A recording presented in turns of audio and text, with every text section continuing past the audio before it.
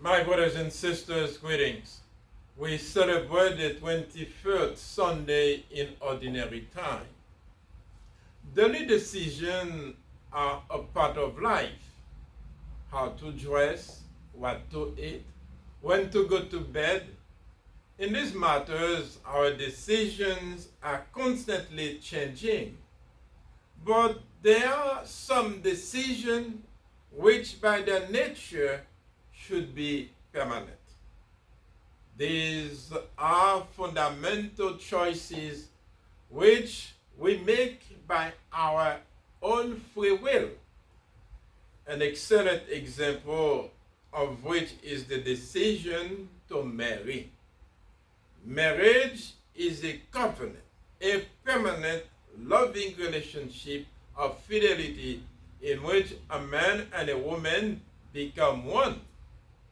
Thus, married love involves commitment and mutuality. In the end, it should resemble the love between Christ and the church. It is in the same vein that God invited his people of the Old Testament to become his partner in a covenant, which was a spiritual form of marriage. Joshua, the leader of God's people, after the death of Moses, understood the importance of this covenant. He challenged the people.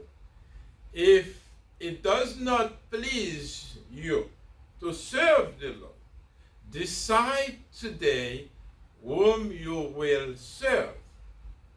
As for me and my household, we will serve the Lord.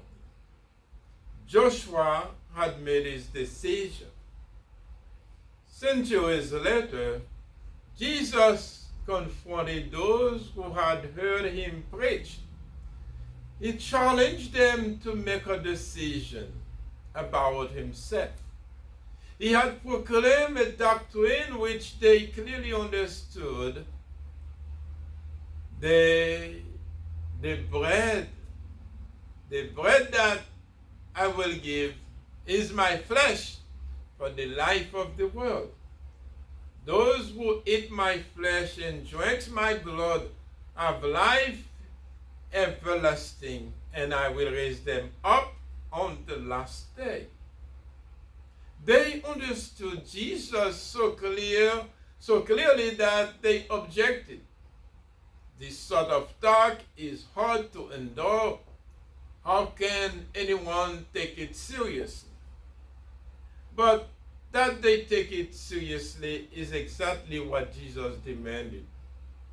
When his objectors turned their backs on him to walk away, he let them go. It was the day of decision. It was not possible to profess faith in Jesus and at the same time to reject his promise of the Holy Eucharist. Jesus then challenged those closest to him, the 12, do you want to leave me too? Either in protestation of royalty, which has been repeated down through the ages by men and women of faith, declared, Lord, to whom shall we go?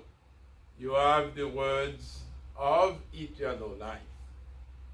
We have come to believe, we are convinced that you are God's Holy One. My brothers and sisters, why do we believe in the Eucharist? Why do we value this wonderful sacrament? Why is the Mass the highest expression of Catholic devotion? Because Christ has the word of everlasting life, and we believe that he is God's Holy One. That's why we believe in the Eucharist. We believe Jesus gave us his body and blood that we may inherit everlasting life. May he bless you.